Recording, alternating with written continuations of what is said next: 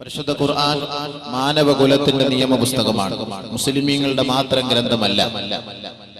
പരിശുദ്ധ ഖുർആനിനെ അല്ലാഹു റബ്ബുൽ ഇസ്സത്ത് പരിചയപ്പെടുത്തുമ്പോൾ ലോക ജനതയ്ക്ക് മുഴുവനും അനുഗ്രഹീതമായിട്ടും അവരുടെ മാർഗദർശനം കാട്ടിക്കൊടുക്കുകയും അവരെ സത്പന്ഥാവിലേക്ക് നയിക്കുകയും ചെയ്യുന്ന ഗ്രന്ഥമായിട്ടാണ് അല്ലാഹു റബ്ബുൽ ഇസ്സത്ത് ഖുർആനിനെ പരിചയപ്പെടുത്തിയത്. അതല്ലാതെ ഒരു പ്രത്യേകമായ ഒരു കാറ്റഗറിയെ പരിചയപ്പെടുത്തിയിട്ടല്ല ഖുർആനിനെ അല്ലാഹു അവതരിപ്പിച്ചത്. അല്ലാഹു റബ്ബുൽ ഇസ്സത്ത് ഖുർആനിന്റെ അവതരണ ശൈലിയെ കുറിച്ച് ചർച്ച ചെയ്യുമ്പോൾ അല്ലാഹു പറയുന്നത് ലോകത്തിന് വേണ്ടി ഇറക്കപ്പെട്ട ഗ്രന്ഥം, ലോക ഹിദായത്ത്, ലോകത്തിന്റെ നന്മ, ലോകത്തിന്റെ പ്രകാശം, ലോകത്തിന്റെ ധർമ്മം, അതിനുവേണ്ടി ഇറക്കപ്പെട്ട ഗ്രന്ഥമെന്നാണ് അല്ലാഹു റബ്ബുൽ ഇസ്സത്ത് പരിചയപ്പെടുത്തിയത്. പരിശുദ്ധമായ റമളാനിന്റെ മാസത്തിലാണ് ഖുർആനിന്റെ തുടക്കം കുറിച്ചത്. ഖുർആൻ ഇറങ്ങാനുള്ള തുടക്കം, ആ ഖുർആൻ ഇറങ്ങാനുള്ള തുടക്കം റമളാനിന്റെ മാസത്തിലാണെങ്കിൽ അല്ലാഹു ആയത്ത് ഇവിടെ നമ്മൾ അറിയിക്കുകയാണ്. ബിസ്മില്ലാഹിർ റഹ്മാനിർ റഹീം. ശഹ്റു റമളാനല്ലദീ ഉൻസില ഫീഹിൽ ഖുർആൻ ഹുദൽ ലിന്നാസ് ഹുദൽ ലിന്നാസ് വബയ്യിനാതിൻ മിനൽ ഹുദാ വൽ ഫുർഖാൻ. പരിശുദ്ധമായ റമളാനിന്റെ മാസത്തിലാണ് അല്ലാഹുവിന്റെ വചനങ്ങളും ആ പരിശുദ്ധമായ സൂക്തങ്ങളും ഈ ലോകത്തേക്ക് അവതരിപ്പിക്കാൻ അല്ലാഹു തുടക്കം കുറിച്ചത്. അതിനുവേണ്ടി അല്ലാഹു തിരഞ്ഞെടുത്ത മാസമത്രേ റമളാൻ. ശഹ്റു റമളാൻ അല്ലദീ ഉൻസില ഫീഹിൽ ഖുർആൻ. പരിശുദ്ധമായ ഖുർആൻ ഇറക്കപ്പെട്ട മാസമല്ലയോ റമളാൻ? എന്തിനാണ് ആ ഖുർആൻ ഇറക്കപ്പെട്ടത്? ഹുദൽ ലിന്നാസ്, മാനവ സമൂഹത്തിന്റെ മുഴുവനും ഹിദായത്തിന്റെ ലക്ഷ്യം മാത്രം ആഗ്രഹിച്ചുകൊണ്ട് മാനവനെ സത്യത്തിലേക്ക് നയിക്കണമെന്ന ലക്ഷ്യപ്രാപ്തിയോടെ അവനെ ധർമ്മധാരയിലേക്ക് പിടിച്ചുയർത്തണമെന്ന ലക്ഷ്യത്തോടെ മാത്രം ജഗത് നിയന്താവായ പടച്ച തമ്പുരാൻ ലോക സമൂഹത്തിലേക്ക് ഇറക്കിയ ഗ്രന്ഥമത്രേ പരിശുദ്ധ ഖുർആൻ. ഹുദൽ ലിന്നാസ്. അല്ലാഹു ഇവിടെ ഹുദൽ ലിൽ മുസ്ലിമീൻ എന്ന് ഉപയോഗിച്ചിട്ടില്ല. ഇത് മുസ്ലിമീങ്ങൾക്ക് വേണ്ടി മാത്രമുള്ള ഗ്രന്ഥമല്ല ഖുർആൻ. മാനവലോകത്തിന്റെ സകലമാന മനുഷ്യ മക്കളും പരിശുദ്ധ ഖുർആനിന്റെ ഉള്ളടക്കങ്ങളെ നുകരണമേ, അറിയണമേ, രുചിക്കണമേ, ആസ്വദിക്കണമേ. അതിനാണ് അല്ലാഹു റബ്ബുൽ ഇസ്സത്ത് പരിശുദ്ധമായ റമളാനിന്റെ മാസത്തിൽ ഇതിറക്കാൻ തുടങ്ങിയത്. ഹുദൽ ലിന്നാസ്. ഇവിടെ അവർണ്ണനെന്നോ സവർണ്ണമെന്നോ അല്ലാഹു ചർച്ച ചെയ്തില്ല. ഇവിടെ കറുത്തവരെന്നോ വെളുത്തവരെന്നോ അല്ലാഹു ചർച്ച ചെയ്തില്ല. പാശ്ചാത്യനെന്നോ പൗരസ്ത്യനെന്നോ മുടി ചുരുണ്ടവനെന്നോ ചമ്പിച്ചവനെന്നോ മൂക്ക് ചപ്പിയവനെന്നോ ഉയർന്ന ജാതിക്കാരനോ താഴ്ന്ന ജാതിക്കാരനോ ജൂതനോ നസ്രാണിയോ ഹിന്ദുവോ മുസ്ലിമോ അല്ലാഹു ചർച്ച ചെയ്തില്ല. ഹുദൽ ലിന്നാസ്. ഈ സമസ്ത സൃഷ്ടികളും ജഗത് നിയന്താവിന്റെ വാക്കുകളെ സ്വീകരിക്കണമേ, അനുസരിക്കണമേ, ഉൾക്കൊള്ളണമേ, അവന്റെ മുന്നിൽ നെറ്റിത്തടം സമർപ്പിക്കണമേ. അതിലൂടെ മാത്രമാണ് രക്ഷാകവാടമെന്ന് ലോകത്തോട് വിളിച്ചു പറയാൻ അല്ലാഹു തയ്യാറായെങ്കിൽ പരിശുദ്ധ ഖുർആൻ ലോകത്തിന്റെ ഗ്രന്ഥമത്രേ.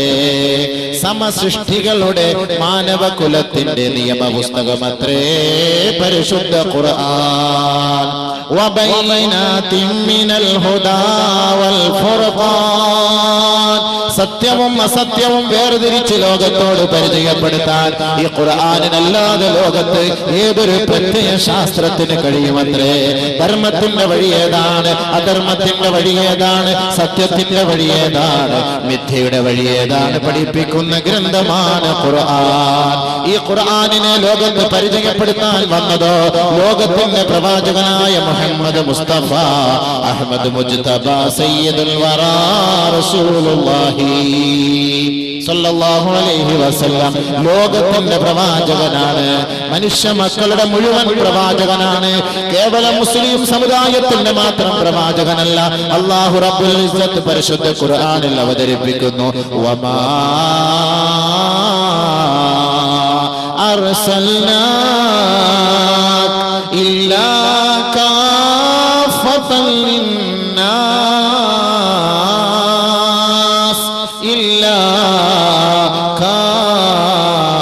റഹ്മത്തൽ ലിന്നാസ്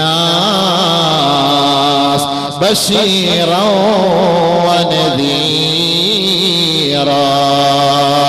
ഹബീബായ റസൂലുള്ളാഹി തങ്ങളെ ഈ ലോകത്തോട് പരിചയപ്പെടുത്തുമ്പോൾ പരിശുദ്ധ ഖുർആനിന്റെ വചനങ്ങളുമായി ഗാർ ഹിറായിൽ നിന്ന് ഈ മനുഷ്യ മക്കളുടെ ഹൃദയങ്ങളിലേക്ക് ഇറങ്ങിച്ചെന്ന പ്രവാചകനെ അല്ലാഹു ലോകത്തിന്റെ മുന്നിൽ പരിചയപ്പെടുത്തുന്നത് നബിയേ, അങ്ങ് ലോകത്തിന്റെ പ്രവാചകനാണ്, അങ്ങ് വിപ്ലവത്തിന്റെ നായകനാണ്, സമത്വ സാഹോദര്യത്തിന്റെ സന്ദേശവാഹകന, ബ്രഹ്മാണ്ഡ കടാഹത്തിന്റെ അതുല്യ പ്രഭയത്രേ. സത്യം മനസ്സിലാക്കാൻ കൊതിക്കുന്ന മനുഷ്യ മക്കളുടെ പിതാവാണ്, സത്യത്തിന്റെ ദൂതാണ്, സത്യമെന്തെന്ന് ലോകത്ത് പഠിപ്പിച്ചു കൊടുക്കുന്ന അധ്യാപകനാണ്, ആത്മാവെന്ന രാജപാതയിലെ വഴികളെ വിപ്ലവാത്മകമായ നിലയിൽ പരിഷ്കരിച്ചെടുത്ത പരിഷ്കർത്താവാണ് നബിയേ, അങ്ങ് ലോകത്തിന്റെ മുഴുവൻ പ്രവാചകനാ. വമാ അർസൽനാക ഇല്ലാ കാഫത്തൽ ലിന്നാസ്, മനുഷ്യ മക്കളെ മുഴുവനും സത്യത്തിന്റെ വഴികളിലേക്ക് തെളിച്ചു കൊടുക്കുന്ന പ്രവാചകനായിട്ടല്ലാതെ അങ്ങയെ നാം നിയോഗിച്ചിട്ടില്ല നബിയേ. ബശീറൻ വനദീറാ, ബശീറൻ വനദീറാ.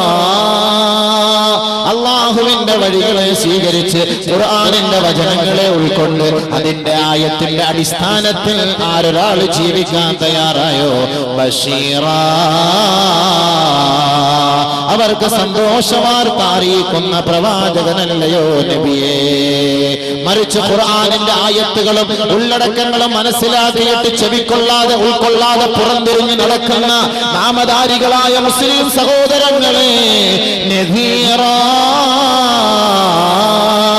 പരിശുദ്ധ ഖുർആൻ അവർക്ക് താക്കീത് നൽകുകയാണ്, താക്കീത് നൽകുകയാ. അവർക്ക് നരകമാണ്, അവർക്ക് നരകമാണ്, അവരുടെ സങ്കേതം നരകമത്രേ. ഇന്നാ അഅ്തദ്നാ ലിൽ കാഫിരീൻ സലാസില വഅഗ്ലാലൻ വസഈറാ. പരിശുദ്ധ ഖുർആനിന്റെ വഴികളെ തെരഞ്ഞെടുക്കാതെ ഭൗതിക സംസ്കാരത്തിന്റെ പാശ്ചാത്യ സംസ്കാരത്തിന്റെ പിന്നാലെ പോവുകയും കേവലം ദുനിയാവിന് വേണ്ടി തന്റെ ഊർജവും ഓജസ്സും തേജസ്സും അവൻ പണയപ്പെടുത്തിയാൽ അവന്റെ കൈക്ക് വിലങ്ങ് വെച്ച് നരകത്തിലേക്ക് നാം കൊണ്ടുപോകുമെന്ന് പരിശുദ്ധ ഖുർആൻ അറിയിക്കുന്നുവെങ്കിൽ ഈ താക്കീത് ലോകത്ത് കാണിച്ചു കൊടുക്കാനും പരിചയപ്പെടുത്തി കൊടുക്കാനും മുന്നറിയിപ്പുകാരനായിട്ടല്ലാതെ നബിയെ അങ്ങേ നാം നിയോഗിച്ചിട്ടില്ല. അപ്പോൾ പരിശുദ്ധ പ്രവാചകൻ ലോകത്തിന്റെ പ്രവാചകനാ.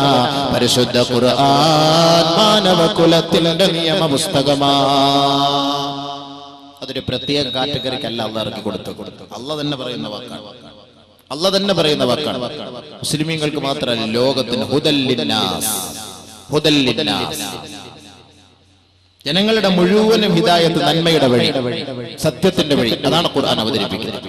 അതിലൊരു തീവ്രവാദമോ ഒരു ഭീകരവാദമോ ഒരു ഭീഷണിയോ ആരെയും കൊല്ലണമെന്നോ കൊലയ്ക്ക് കൊടുക്കണമെന്നോ ഗൂഢാലോചന നടത്തണമെന്നോ ഇല്ല. അതുകൊണ്ടാണ് ഖുർആനെ കുറിച്ച് നമ്മൾ പഠിക്കണം, മനസ്സിലാക്കണം. എന്താണ് ഖുർആൻ? എന്താണ് ഖുർആൻ? അതിന്റെ ഉള്ളടക്കം എന്താണ്? അതിന്റെ അന്തസത്ത എന്താണ്? അതിന്റെ അധ്യായങ്ങൾ എന്താണ്? അതെന്താണ് ലോകത്തോട് പഠിപ്പിക്കുന്നത്, പ്രചരിപ്പിക്കുന്നത്? അത് പഠിക്കണം. അതാണ് മാനവകുലത്തിന്റെ നിയമ പുസ്തകമാണ് ഖുർആൻ. അതിന്റെ ഏതാനും ചില ഉള്ളടക്കങ്ങൾ മാത്രമാണ് ഈ വിനീതൻ ഇന്ന് നാളെയും ചർച്ച ചെയ്യാൻ ആഗ്രഹിക്കുന്നത്. അതല്ലാതെ പരിശുദ്ധ ഖുർആനിന്റെ മുഴുവൻ വസ്തുനിഷ്ഠ വസ്തുക്കളെ നമുക്ക് ഇഷ്ടമാണ് പരിപൂർണ്ണമായി നമുക്ക് ചർച്ച ചെയ്യാനുള്ള സമയമോ സൗകര്യമോ നമുക്കില്ല. വളരെ കുറഞ്ഞ സമയങ്ങൾ കൊണ്ട് കൂടുതൽ വിഷയങ്ങൾ ചർച്ച ചെയ്യേണ്ടതുണ്ട്. അള്ളാഹു മനസ്സിലാക്കാൻ തൗഫീഖ് നൽകട്ടെ. അപ്പോൾ ഈ ഖുർആൻ എന്ന് പറയുന്നത് അതൊരു അമാനത്താണ്. അള്ളാഹുവിന്റെ ഗ്രന്ഥം എന്ന് പറയുന്നത് അതൊരു അമാനത്താണ്, അതൊരു സൂക്ഷിപ്പ് മുതലാണ്, അതൊരു സൂക്ഷിപ്പ് സ്വത്താണ്. അത് അല്ലാഹു സുബ്ഹാനഹു വ തആല ഈ ഖുർആനിനെ, ഈ ലോകം ആകാശഭൂമികളെ സൃഷ്ടിക്കുന്നതിന് 50,000 വർഷങ്ങൾക്ക് മുമ്പേ അല്ലാഹു ഈ ഖുർആനിനെ അല്ലാഹ് തന്നെ പരിചയപ്പെടുത്തി. ആകാശഭൂമികളെ സൃഷ്ടിക്കുന്നതിന് 50,000 വർഷങ്ങൾക്ക് മുമ്പ് തന്നെ അല്ലാഹു സുബ്ഹാനഹു വ തആല ഖുർആനിന്റെ സൂറത്തുകൾ, ഏതാനും സൂറത്തുകൾ പാരായണം ചെയ്തു എന്ന് നബിയുനാ റസൂലുള്ളാഹി സ്വല്ലല്ലാഹു അലൈഹി വസല്ലം തങ്ങൾ പറഞ്ഞു. അബൂ ഹുറൈറ റളിയല്ലാഹു തആല റിപ്പോർട്ട് ചെയ്യുന്ന ഹദീസിൽ കാണാം, ഇന്നല്ലാഹ ഖറഅ ത്വാഹ വ യാസീൻ ഖബല അൻ യഖ്ലുഖ അസ്സമാവാതി വൽ അർദ് ബിഖംസീന അൽഫി സന. അല്ലാഹു സുബ്ഹാനഹു വ തആല വാനലോകത്തെയും ഭൂമിയെയും ആകാശങ്ങളെയും ഭൂമികളെയും സൃഷ്ടിക്കുന്നതിന് 50,000 വർഷങ്ങൾക്ക് മുമ്പ് ഖറഅതാഹ വ യാസീൻ സൂറത്ത് താഹയും സൂറത്ത് യാസീനും അല്ലാഹു റബ്ബുൽ ഇസ്സത്ത് പാരായണം ചെയ്തു എന്ന് ഹബീബായ റസൂലുള്ളാഹി. ഫലമ്മാ സമിഅത്തിൽ മലായിക മാലാകമാർ വാനലോകത്ത് വെച്ച് പടച്ച തമ്പുരാന്റെ വാക്കുകൾ കേട്ടപ്പോ ഫലമ്മാ സമിഅത്തിൽ മലായിക മാലാകമാർ ആ ആയത്തുകളുടെ വസന്തം മനസ്സിലാക്കിയപ്പോൾ അതിന്റെ മാസ്മരീകത അറിഞ്ഞപ്പോ അതിന്റെ അത്ഭുതങ്ങൾ മനസ്സിലാക്കിയപ്പോ കാലത്ത് മലക്കുകൾ പറഞ്ഞു അത്രേ തൂബാ തൂബാ ലി ഉമ്മത്തിൻ യൻസിലു ഹാദാ അലൈഹാ. ഏതൊരു സമുദായത്തിന്റെ മേലാണ് ഈ ഖുർആനിന്റെ വചസ്സുകൾ ഇറങ്ങുന്നത്, വചനങ്ങൾ ഇറങ്ങുന്നത്, ആ സമുദായം അനുഗ്രഹീതരായ സമുദായമത്രേ. അവർ രക്ഷപ്പെട്ടുവത്രേ. അവർക്ക് എല്ലാവിധ അനുമോദനങ്ങളും അവർക്ക് എല്ലാവിധ ആശംസകളും അവർക്ക് എല്ലാവിധ ഭാവുകങ്ങളും ഞങ്ങൾ നേരുന്നു എന്ന് വാനലോകത്തെ മാലാകമാർ നമുക്ക് വേണ്ടി പ്രാർത്ഥിക്കുകയാ. തോബാ ലിഖുലൂബിൻ യഹ്ഫളുഹാ. പരിശുദ്ധ ഖുർആനിനെ ആരൊരാൾ പാരായണം ചെയ്ത് തന്റെ ഹൃദയത്തിൽ ഒളിപ്പിച്ചു വെക്കുന്നുവോ, തന്റെ ഹൃദയത്തിൽ സ്ഥാനമാക്കി വെക്കുന്നുവോ, ഹൃദയത്തിന്റെ താളമാക്കി വെക്കുന്നുവോ, ഹൃദയത്തിന്റെ മന്ത്രമാക്കി വെക്കുന്നുവോ, ഹൃദയത്തിന്റെ തുടിപ്പാക്കുന്നുവോ, ഹൃദയത്തിന്റെ സ്പന്ദനമാക്കുന്നുവോ, അവര് രക്ഷപ്പെട്ടു അത്രേ. അവർക്ക് മംഗളാശംസകൾ. 50,000 വർഷങ്ങൾക്ക് മുമ്പ് വാനലോകത്തെ മാലാകമാർ ഇന്ന് ഈ അടിക്കത്ത് ബൈലുള്ള മദ്രസകളിൽ പഠിച്ച് ഹാഫിളീങ്ങളായി പരിശുദ്ധ ഖുർആനിനെ ഹൃദയത്തിൽ ഒളിപ്പിച്ചു വെച്ചിരിക്കുന്ന എത്രയെത്ര ഹാഫിളീങ്ങളെ കുറിച്ച് 50,000 വർഷങ്ങൾക്ക് മുമ്പ് മാലാകമാർ വാനലോകത്ത് വെച്ച് വിളിച്ചു പറഞ്ഞ ആശംസകൾ നേരുകയാ. തൂബാ ലിയജ്വാഫിൻ തഹ്മിലു ഹാദാ. എത്രയെത്ര ഹൃദയങ്ങളാണ് ഇത് സൂക്ഷിക്കുന്നത്, ഇത് ഉയർത്തിക്കൊണ്ട് നടക്കുന്നത്, ഇത് ചുമന്നുകൊണ്ട് നടക്കുന്നത്. ആ ഹൃദയങ്ങൾക്ക് അനുമോദനങ്ങൾ, ഭാവുകങ്ങൾ മാലാകമാർ വാനലോകത്ത് വെച്ച് പറയുകയാ. മാലാകമാർ വാനലോകത്ത് വെച്ച് പ്രാർത്ഥിക്കുകയാ. 21ാം നൂറ്റാണ്ടിലെ മുസ്ലിമേ, നിങ്ങളുടെ മക്കളെ നിങ്ങൾ ഹാഫിളീങ്ങളാക്കിയാൽ, നിങ്ങളുടെ പെൺമക്കളെ ഹാഫിളാത്തുകളാക്കിയാൽ അവർ സന്തോഷിച്ചു കൊള്ളട്ടെ. മാലാകമാർ അവർക്ക് വേണ്ടി പ്രാർത്ഥിക്കുകയാണ്. ആ ഹൃദയങ്ങളെ അല്ലാഹു സംരക്ഷിച്ചിരിക്കുകയാ. ആ ഹൃദയങ്ങളെ അല്ലാഹു സൂക്ഷിച്ചിരിക്കുകയാ. ആ ഹൃദയങ്ങൾ നാളെ സ്വർഗത്തിലാ. വീണ്ടും മലക്കുകൾ പറയുകയാണ് തൂബാ ലിഅൽസിനതിൻ തതകല്ലമു ബിഹാദാ. ഏതൊരു നാമാണോ ഖുർആൻ കൊണ്ട് സംസാരിക്കുന്നത്, ഏതൊരു നാമാണോ ഖുർആൻ കൊണ്ട് പ്രഭാഷണം നടത്തുന്നത്, ഏതൊരു നാവിലൂടെയാണോ പരിശുദ്ധ ദീനിനെ കുറിച്ച് ചർച്ച ചെയ്യപ്പെടുന്നത്, ആ ഖുർആനിന്റെ വചസ്സുകളെയും വചനങ്ങളെയും ഉൾക്കൊള്ളിച്ചുകൊണ്ട് ചർച്ചകൾ നടത്തുന്നത്, ആ നാവുകൾക്ക് എല്ലാവിധ അനുമോദനങ്ങളും. ആ നാവുകളെ അല്ലാഹു സംരക്ഷിക്കട്ടെ. അവർക്ക് എല്ലാവിധ ഭാവുകളും നേരുന്നു എന്ന് 50,000 വർഷങ്ങൾക്ക് മുമ്പ് വാനലോകത്തെ മാലാകമാർ പ്രാർത്ഥിച്ചുവെന്ന് ഹബീബായ റസൂലുള്ളാഹി സ്വല്ലല്ലാഹു അലൈഹി വസല്ലം. അപ്പോൾ നമുക്ക് സന്തോഷിച്ചുകൂടെ? ഹാഫിളീങ്ങളായ മക്കളുടെ പിതാക്കന്മാർക്ക് സന്തോഷിച്ചുകൂടെ? ഹാഫിളാത്തുകളായ പെൺമക്കളുടെ പിതാക്കന്മാർക്കും മാതാക്കന്മാർക്ക് സന്തോഷിച്ചുകൂടെ? മാലാകമാർ അവർക്ക് വേണ്ടി പ്രാർത്ഥിക്കുകയാ. എത്ര വലിയ ഭാഗ്യം! ആകാശഭൂമി സൃഷ്ടിക്കപ്പെടുന്നതിന് 50,000 വർഷങ്ങൾക്ക് മുമ്പേ അല്ലാഹു ഖുർആനെ പരിചയപ്പെടുത്തി. അപ്പൊ അല്ലാഹു സുബ്ഹാനഹു വ തആല ഈ ഖുർആനിന്റെ ഈ അമാനത്ത്, അല്ലാഹുവിന്റെ ഗ്രന്ഥങ്ങളുടെ അമാനത്ത്, അത് ഏതുമാകാം, അല്ലാഹുവിന്റെ ഗ്രന്ഥങ്ങളെല്ലാം, തൗറാത്ത്, സബൂർ.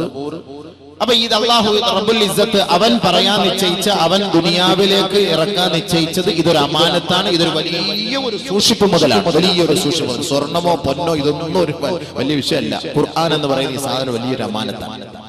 അല്ലാഹു സുബ്ഹാനഹു വ തആല ഈ ഒരു അമാനത്ത്, ഈ ഒരു ഉത്തരവാദിത്തം ഖുർആൻ അല്ലാഹു റബ്ബുൽ ഇസ്സത്ത് മലമുകളിൽ കൊണ്ടുപോയി മലകളോട് ചോദിച്ചു, നിങ്ങൾക്ക് ഇത് ഏറ്റെടുക്കാൻ പറ്റുമോ?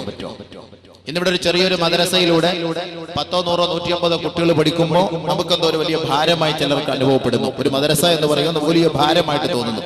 അല്ലെങ്കിൽ കോടികൾ കൊണ്ട് അമ്മാനമാടുന്നവർ ഒരു മദ്രസ നടത്താനോ അല്ലെങ്കിൽ മദ്രസയിൽ 10 കുട്ടികളെ ഹാഫിളീങ്ങളാക്കാനോ തയ്യാറില്ല. കോടികൾ ചെലവ് ചെയ്ത് അമ്പരച്ചുംബികളായ കൊട്ടാരങ്ങൾ കെട്ടിപ്പോക്കുന്നു. നാളെ ആഖിറത്തിൽ അതും ചുമന്നോണ്ട് നിൽക്കണം. മറിച്ച് ഒരു മദ്രസ കെട്ടി 10 കുട്ടികളെ ഹാഫിളീങ്ങളാക്കി ഈ കുഞ്ഞുമക്കൾ അവന് വേണ്ടി ദുആ ചെയ്യുന്ന ആ ഒരു രംഗം, ആ ഒരു അവസ്ഥ ഉണ്ടാക്കിയെടുക്കാൻ നമ്മുടെ ഖൗമ തയ്യാറല്ല. കാരണം എന്താ? അതിന്റെ വലിപ്പം അറിയില്ല. ഖുർആൻ എന്ന് പറയുന്നത് വലിപ്പം അറിയില്ല. ആ വലിപ്പം അള്ളാഹു മനസ്സിലാക്കി തരികയാണ്. പരിശുദ്ധ ഖുർആൻ, അള്ളാഹുവിന്റെ വചനങ്ങൾ, അള്ളാഹു റബ്ബുൽ ഇസ്സത്ത് വാനലോകത്തോട് പറഞ്ഞു, ഈ ഖുർആൻ എന്ന് പറയുന്ന ഈ അമാനത്ത്, ഈ ഗ്രന്ഥം നിങ്ങൾ കേട്ടെടുക്കാൻ തയ്യാറുണ്ടോ? ഭൂമിയോട് പറഞ്ഞു ഏറ്റെടുക്കാൻ തയ്യാറുണ്ടോ? പർവ്വത സാനുക്കളോട് പറഞ്ഞു ഏറ്റെടുക്കാൻ തയ്യാറുണ്ടോ? അല്ലാഹു സുബ്ഹാനഹു വ തആല പറയുകയാണ്, ഇന്നാ അറദ്നൽ അമാനത അലസ് സമാവാത് വൽ അർളി വൽ ജിബാൽ ഫഅബൈന അൻ യഹ്മിൽനഹാ വഅശ്ഫഖ്ന മിൻഹാ വഹമലഹാ الإنسان إنه كان ظلوما جهولا. പരിശുദ്ധ ഖുർആൻ അല്ലാഹുവിന്റെ ഗ്രന്ഥം, അവന്റെ വചനങ്ങൾ, അവന്റെ സൂക്തങ്ങൾ, അവന്റെ സന്ദേശങ്ങൾ അതാ അല്ലാഹു റബ്ബുൽ ഇസ്സത്ത് ആകാശലോകത്തോട് കാട്ടുകയാ. ഇന്നാ അറദ്നൽ അമാന അലസ് സമാവാത്. ഈ അമാനത്ത് എന്ന് പറയുന്ന സൂക്ഷിപ്പ് സമ്പത്ത് ആകാശലോകമേ ഏറ്റെടുക്കാൻ കഴിയുമോ എന്ന് ചോദിക്കുകയാ. പിന്നീട് ഭൂമിയോട് ചോദിക്കുകയാണ്, പിന്നീട് പർവ്വതങ്ങളോട് ചോദിക്കുകയാ.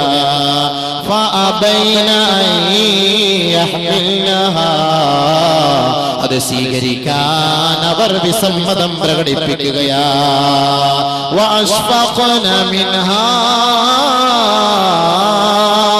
സ്വീകരിക്കാൻ ഞങ്ങളെ കൊണ്ട് കഴിയില്ല, ഇതൊരു ഭാരമാണ്, ഭാരിച്ച ഉത്തരവാദിത്തമാണ്, ഈ ഉത്തരവാദിത്തം ഞങ്ങളെ കൊണ്ട് നിറവേറ്റാൻ കഴിയുകയില്ല എന്ന് പർവ്വത സാനുക്കളും ആകാശങ്ങളും ഭൂമികളും റബ്ബിന്റെ കോടതിയോട് പറയുകയാ.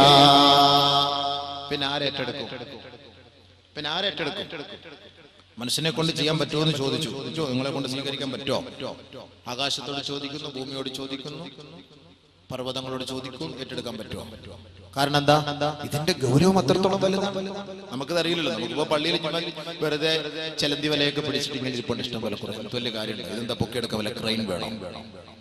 നമ്മൾ ഉദ്ദേശിക്കുന്നത് എന്താ? ഉയർത്താൻ വല്ല ക്രെയിൻ വേണം? വല്ല ബുദ്ധിമുട്ടുണ്ടോ? ഒരു ബുദ്ധിമുട്ടില്ല. നമ്മൾ നോക്കുമ്പോ എന്റെ ഉള്ളടക്കം അറിയില്ല, അതുകൊണ്ടാണ്. എന്റെ ഗൗരവം നമുക്കറിയില്ല, അതുകൊണ്ട് ആകാശം സ്വീകരിക്കാത്ത. ഖുർആനല്ല ഞാൻ ഓതുന്നത്. ഭൂമി സ്വീകരിക്കാൻ കഴിയുന്നില്ല, ആകാശം സ്വീകരിക്കുന്നില്ല, ഭൂമി സ്വീകരിക്കുന്നില്ല, പർവ്വതം സ്വീകരിക്കുന്നില്ല. കാരണം എന്താ? പർവ്വതം സ്വീകരിച്ചാലോ പർവ്വതം പൊട്ടി തകർന്നു പോകും. ലൗ അൻസൽനാ ഹാദൽ ഖുർആൻ അലാ ജബലിൻ ലറഅയ്തഹു ഖാശിഅൻ മുതസദ്ദിഅ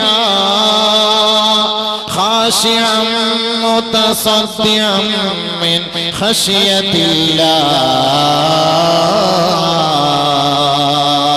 പരിശുദ്ധ ഖുർആൻ ഏതെങ്കിലും മലമുകളിൽ ഇറക്കിയാൽ നബിയെ അങ്ങേക്ക് കാണാമായിരുന്നു.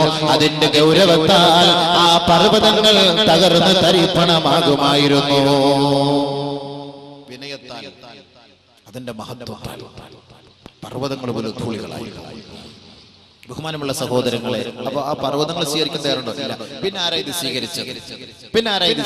ഇത് ഏറ്റെടുത്തതാരാ? ഇത്രയും ഭാരിച്ച ഉത്തരവാദിത്തം. ഖുർആൻ എന്ന് പറയുന്ന ഒരു സാധനത്തെ കുറിച്ച് മനസ്സിലായോ? ആകാശം സ്വീകരിക്കാൻ മടിക്കുന്നു, ഭൂമി സ്വീകരിക്കാൻ മടിക്കുന്നു, പർവ്വതങ്ങൾ സ്വീകരിക്കാൻ മടിക്കുന്നു. ഇതൊക്കെയാണ് നമ്മളെ താങ്ങി നിർത്തിയിരിക്കുന്നത്. ഇതൊക്കെ സ്വീകരിക്കാൻ മടിച്ച ഈ ഖുർആൻ ആരേറ്റെടുത്തു? يقول الله تبارك وتعالى ഒരു ഖുദ്സിയായ ഹദീസിൽ അല്ലാഹു റബ്ബുൽ ഇസ്സത്ത് പറയുകയാണ്. നബി സല്ലല്ലാഹു അലൈഹി വസല്ലമ തങ്ങൾ പറഞ്ഞതായി, ഇന്നല്ലാഹ തബാറക വതആല ഖാല ലി ആദമ ആദം നബി അലൈഹിസ്സലാത്തു വസ്സലാമിനോട് അല്ലാഹു തആല പറയുകയാണ് യാ ആദമോ ഏ ആദമേ إنا قد عرضت الأمانة على السماوات والأرض ولم يتقنها فأبين أن يحملنها هل أنت آخذ بما فيها يا آدم ആദമേ ഞാൻ ഈ അമാനത്ത് എന്ന് പറയുന്ന ഈ സമ്പത്ത് ഈ സ്വത്തുണ്ടല്ലോ ഈ സൂക്ഷിപ്പ് മുതലുണ്ടല്ലോ പർവ്വതങ്ങളോട് ചോദിച്ചു വാനത്തിനോട് ചോദിച്ചു ഭൂമിയോട് ചോദിച്ചു വലം യുത്ഖിനഹാ അവർ വിസമ്മതം പ്രകടിപ്പിക്കുകയും അവരെ കൊണ്ട് കഴിയുകയില്ല എന്ന് സമ്മതിക്കുകയും ചെയ്തു ഫഹൽ അൻത ആഖിദും ബിമാ ഫീഹാ യാ ആദം ആദമേ നിനക്കത് സ്വീകരിക്കാൻ കഴിയുമോ ആദമേ എന്ന് ബഹുമാനപ്പെട്ട ആദം നബി അലൈഹിസ്സലാത്തു വസ്സലാമിനോട് പടച്ച തമ്പുരാൻ ചോദിച്ചപ്പോ ഖാല ആദമോ ആദം അലൈഹിസ്സലാത്തു വസ്സലാം പറഞ്ഞു വമാ ഫീഹാ യാ റബ്ബു റബ്ബേ അതെന്താണ് റബ്ബേ എന്താണ് ആ അമാനത്ത് എന്താണ് ആ സൂക്ഷിപ്പ് മുതൽ അതൊന്ന് പറഞ്ഞു തരൂ പരിചയപ്പെടുത്തൂ ശേഷം ഞാൻ പറയാം അത് സ്വീകരിക്കാൻ കഴിയുമോ ഇല്ലയോ എന്ന് അല്ലാഹു റബ്ബുൽ ഇസ്സത്ത് ഈ അമാനത്ത് എന്ന് പറയുമ്പോൾ അവന്റെ വചനങ്ങളെ പരിചയപ്പെടുത്തി കൊടുക്കുകയാ ഏ ആദമേ ഇൻ അഹ്സൻത ജുസീത വ ഇൻ അസഅത ഉഖിബത പരിശുദ്ധ ഖുർആനിന്റെ വചനങ്ങളെയും വചസ്സുകളെയും ആയത്തുകളെയും അധ്യായങ്ങളെയും ഉള്ളടക്കങ്ങളെയും ഉൾക്കൊണ്ട് നീ ജീവിച്ചാൽ നിനക്ക് കൂലി നൽകപ്പെടും ആദമേ നീ രക്ഷപ്പെടും ആദമേ മറിച്ച്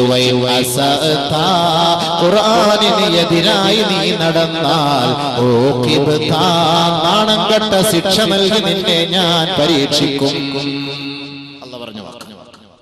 അല്ല പറഞ്ഞ വാക്കാണ് പരിശുദ്ധ ഖുർആൻ സ്വീകരിച്ചാൽ അതിന് കൂലിയുണ്ട് നന്മയുണ്ട് അതനുസരിച്ച് നടന്നാൽ നിനക്ക് പ്രയോജനമുണ്ട് മറിച്ച് അതിനെതിരായിട്ട് നീ നടക്കാനാണ് തീരുമാനിച്ചതെങ്കിൽ ശിക്ഷയ്ക്ക് നീ വിധേയനാകും ഇതാണ് അല്ലാഹ് പറഞ്ഞത് ഖുർആനെ കുറിച്ച് പരിചയപ്പെടുത്തി അപ്പൊ എന്താ ചെയ്തത്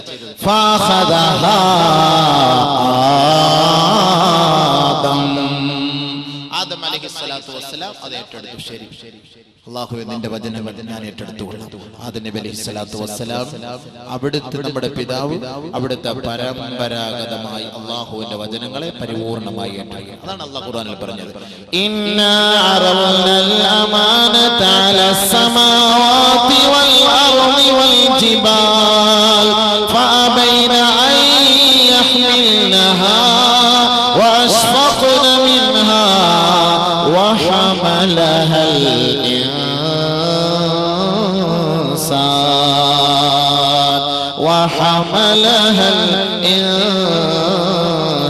الإنسان മനുഷ്യനാണ് അത് ഏറ്റെടുത്തത് അതിന്റെ ഉത്തരവാദിത്വം വഹിക്കേണ്ടത് മനുഷ്യനാണ് മനുഷ്യ അതിൽ നിന്ന് ഒളിച്ചോടാൻ കഴിയില്ല ഈ ലോകം നശ്വരമാണ് നശിച്ചു പോകും മനുഷ്യ ആരടി മണ്ണിൽ നിനക്കൊരു ജീവിതമുണ്ട് അവിടെ നിന്ന് റബ്ബിന്റെ കോടതിയിലേക്ക് നിന്നെ തെളിച്ചു കൊണ്ടുവരപ്പെടും ആ സന്ദർഭത്തിൽ ഖുർആൻ നിനക്ക് എതിരെ സാക്ഷി പറയരുത് അതുകൊണ്ട് പരിശുദ്ധ ഖുർആനിന്റെ ഉള്ളടക്കങ്ങളെ സ്വീകരിക്കണം അതിന്റെ വഴികളെ തെരഞ്ഞെടുക്കണം ആ വഴികളെ അനുധാവനം ചെയ്യണം ഇതാണ് അല്ലാഹു പഠിപ്പിച്ചത് അതിലൂടെ നമുക്ക് കൂലി ലഭിക്കുമത്രേ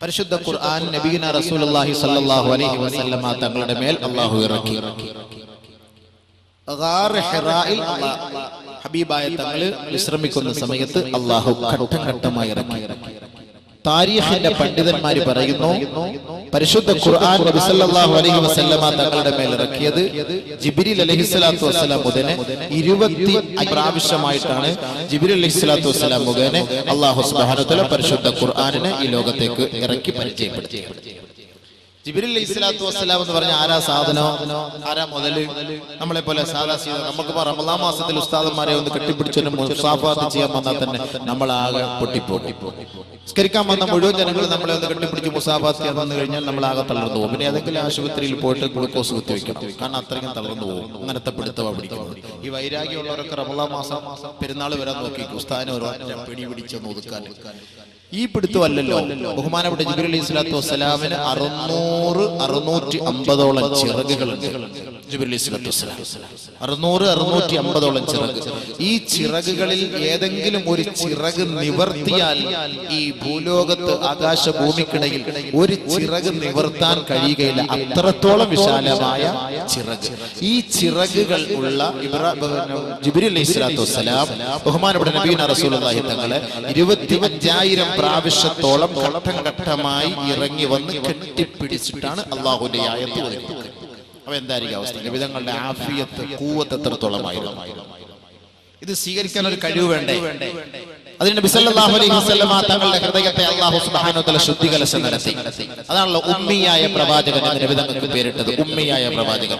ഉമ്മിയായ പ്രവാചകൻ പറഞ്ഞാൽ അക്ഷരം അറിയില്ല, വായിക്കാനും അറിയില്ല, ബോധവും ഇല്ല, വിവരവും ഇല്ല, പഠിത്തവും ഇല്ല, വിദ്യാഭ്യാസവും ഇല്ല, വെറും ഒരു പൊട്ടനായ പ്രവാചകൻ എന്നല്ല അതിന്റെ അർത്ഥം. നമ്മളൊരു പക്ഷേ അങ്ങനെ അർത്ഥം വെക്കുന്നു. അത് അദബുകേടാണ്. വിവരമില്ല, ജ്ഞാനമില്ല, ഒന്നുമില്ല, വിവരവും ബോധവും ഇല്ലാത്ത ഒരു പ്രവാചകനെ ലോകത്ത് എങ്ങനെ ഇതൊക്കെ പരിചയപ്പെടുത്തി തരാൻ കഴിയും? വിവരവും ബോധവും ഇല്ല എന്നല്ല അതിന്റെ അർത്ഥം. തന്റെ ഹൃദയത്തിനകത്ത് അശ്ലീലമായ മാലിന്യമായ ഒരു അവസ്ഥകളുമില്ലാതെ അതെല്ലാം ശുദ്ധികലശം ചെയ്യപ്പെട്ട് പരിപൂർണമായി വൃത്തിയാക്കപ്പെട്ട അവസ്ഥയിൽ പരിശുദ്ധ ഖുർആനിന്റെ മുഴുവൻ നിയമങ്ങളെയും അതിൽ സൂക്ഷിച്ചു വെച്ചു. അപ്പൊ ഇതെല്ലാം ഒഴിഞ്ഞു മാറ്റപ്പെട്ടപ്പോൾ, ശുദ്ധികലശം ചെയ്യപ്പെട്ടപ്പോൾ ഉമ്മിയായി ഒന്നുമില്ല, ഒന്നും അറിയില്ല. ഹബീബായ റസൂലുള്ളാഹി സ്വല്ലല്ലാഹു അലൈഹി വസല്ലം തങ്ങളെ 2-3 പ്രാവശ്യമായി പരിശുദ്ധമായ മക്ക മുക്കറമയിൽ കഅബയുടെ പുന്നാര മുറ്റത്ത് കൊണ്ടുപോയി ഹാർട്ട് പരിപൂർണമായി ഓപ്പൺ ചെയ്തു. ഓപ്പൺ സർജറി ഹാർട്ട് ആദ്യമായി നടത്തപ്പെട്ടത് പരിശുദ്ധ പ്രവാചകനിലൂടെയാണ്.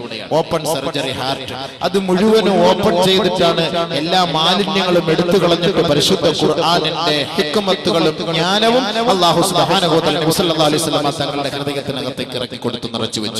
അതിനകത്ത് ഇനി ഒരു മാലിന്യങ്ങളും വരികയില്ല. അപ്പൊ അതിനു മുമ്പാണ് ഉമ്മി എന്ന് പറയുന്നത്.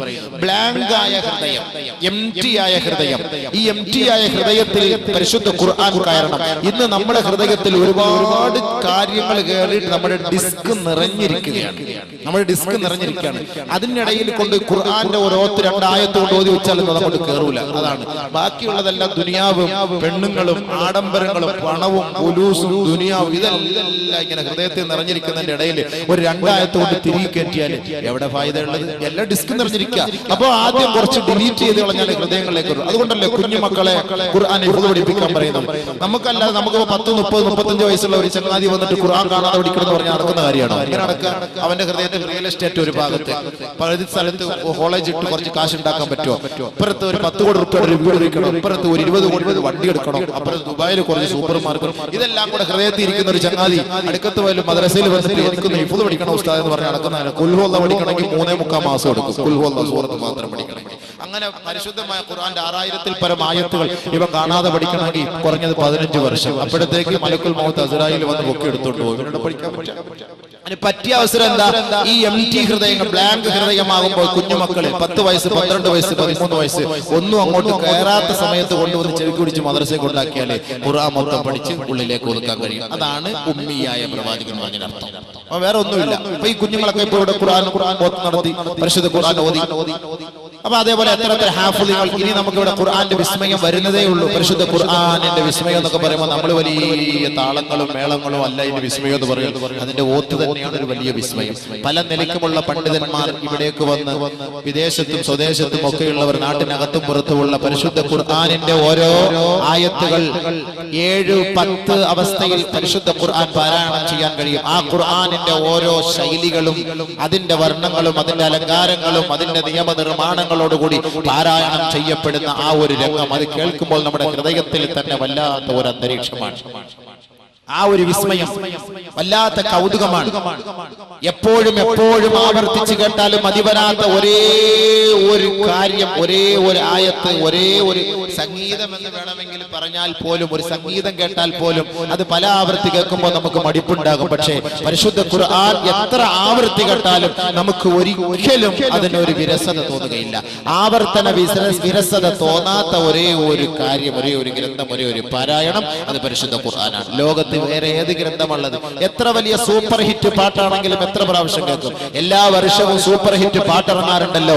അത് ആരൊക്കെയാണ് കേൾക്കുന്നത്? പണ്ട് കാലഘട്ടങ്ങളിൽ കേട്ടിരുന്ന സൂപ്പർ ഹിറ്റ് പാട്ട് ഇപ്പോൾ ആരെങ്കിലും കേൾക്കാറുണ്ടോ? ആരും കേൾക്കാറില്ല. അവർ പുതിയ പുതിയ തലമുറകൾ പുതിയ പുതിയ പാട്ടിനെ പ്രതീക്ഷിക്കുന്നുവെങ്കിൽ 1400 വർഷങ്ങൾക്ക് മുമ്പ് ഗാർ ഹിറായിൽ വിശ്രമിച്ച ഹബീബായ റസൂലുള്ളാഹി സ്വല്ലല്ലാഹു അലൈഹി വസല്ലം തങ്ങളുടെ മേൽ അവതരിപ്പിക്കപ്പെട്ട പരിശുദ്ധ ഖുർആൻ അന്നുകളിലും ഇന്നുകളിലും നാളുകളിലും വള്ളി പുള്ളി വിവർഗ വിവരണ വ്യത്യാസമന്യേ നിലകൊള്ളുന്നുവെങ്കിൽ അതിനൊരു കോട്ടവും സംഭവിക്കുകയില്ല, അതിനൊരു പോറലും ഏൽക്കുകയില്ല. അതിന് കേട്ടാൽ എത്രയെത്ര കേട്ടാലും ആവർത്തന വിരസതയും ഉണ്ടാകാറില്ല. ആർക്കെങ്കിലും ഇത് കേട്ടിട്ട് ആവർത്തന വിരസത ഉണ്ടായി എന്ന് പറയാൻ കഴിയോ?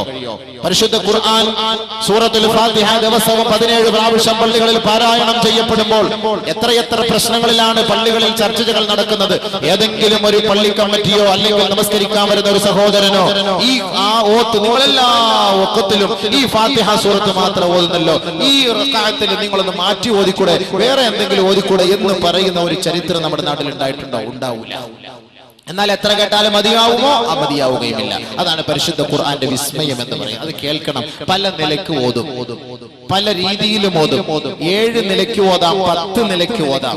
അപ്പോൾ ആ 7 നിലയിൽ എങ്ങനെയാണ് പരിശുദ്ധ ഖുർആൻ ഓതുന്നത് എന്നാണ് നമ്മൾ ഇവിടെ കാണിച്ചു തരാൻ പോകുന്നത്. അത് നമ്മൾ വന്നിരുന്ന് കേൾക്കണം, നല്ല മനസ്സിലാവുള്ളൂ. ഖുൽ അഊദു ബിറബ്ബിൻ നാസ്, അതേപോലെ ഖുൽ അഊദു ബിറബ്ബിൻ നാസ് എന്ന് ഓതാം. മാലികി യൗമിദ്ദീൻ, അതേപോലെ മലികി യൗമിദ്ദീൻ. അപ്പൊ ഇങ്ങനെ പല നിലയ്ക്കുമുള്ള രീതി ആയത്തുകൾ പല പണ്ഡിതന്മാർ ഓതിയ അതേ ശൈലിയിൽ ആ നിയമമനുസരിച്ച് പല കാര്യങ്ങൾ ഖുർആനുകൾ ഇവിടെ വന്ന് പാരായണം ചെയ്യുമ്പോൾ അത് കേൾക്കൽ ഒരു വല്ലാത്ത വിസ്മയമാണ്. അപ്പൊ അത് നമുക്ക് മനസ്സിലാക്കണം. അല്ലാഹു അതിനെ തൗഫീഖ് തരട്ടെ. അപ്പൊ അതുകൊണ്ട് ഹൃദയങ്ങളിൽ ഒഴിഞ്ഞ ഹൃദയങ്ങൾ മാത്രമേ ഈ ഖുർആൻ അക്സെപ്റ്റ് ചെയ്യുള്ളൂ, സ്വീകരിക്കുള്ളൂ, അതിനെ ഉൾക്കൊള്ളാൻ കഴിയുകയുള്ളൂ. അതല്ലാതെ ദുനിയാവിലെ മുഴുവൻ കാമുകന്മാരുടെ മനോമുഖരങ്ങളെല്ലാം ഒളിപ്പിച്ചു വെച്ച ഹൃദയത്തിനകത്ത് ഖുർആൻ പഠിക്കണമെന്ന് പറഞ്ഞാല് അത് നടക്കുന്ന കാര്യമേ അല്ല. അതുകൊണ്ടാണ് നബിയുനാ റസൂലുള്ളാഹി സ്വല്ലല്ലാഹു അലൈഹി വസല്ലം തങ്ങളെ ജിബ്രീൽ അലൈഹിസ്സലാത്തു വസ്സലാം ഹാർട്ട് ഓപ്പറേഷൻ ചെയ്ത് ഹൃദയം തുറന്ന് മാലിന്യങ്ങൾ എടുത്തു കളഞ്ഞ് അതിനകത്ത് ഹിക്മത്തും ജ്ഞാനവും അല്ലാഹു വെച്ചുകൊണ്ട് പരിശുദ്ധ ഖുർആനിനെ നിറച്ചു കൊടുത്തു. വലിയ ബുദ്ധിമുട്ടാണത്. ഓരോ ആയത്ത് ഇറങ്ങുമ്പോ അത് അല്ലാഹു തന്നെ പറഞ്ഞിട്ടുണ്ടല്ലോ, ഇന്നാ സനുൽഖി അലൈക ഖൗലൻ സഖീലാ. അത് ഭയങ്കര കട്ടിയാണ് എന്ന് പറഞ്ഞു കഴിഞ്ഞാൽ അതിന് ഭയങ്കര സിമന്റ് കട്ട പോലെ കട്ടി എന്നല്ല അതിന്റെ അർത്ഥം. അതിന്റെ ഓരോ വാക്കുകൾ അതിന്റെ അർത്ഥങ്ങൾ അതിന്റെ പദങ്ങൾ അത് അത്രത്തോളം അല്ലാഹുവിന്റെ വാക്കായതുകൊണ്ട് ഗൗരവമേറിയതാണ്.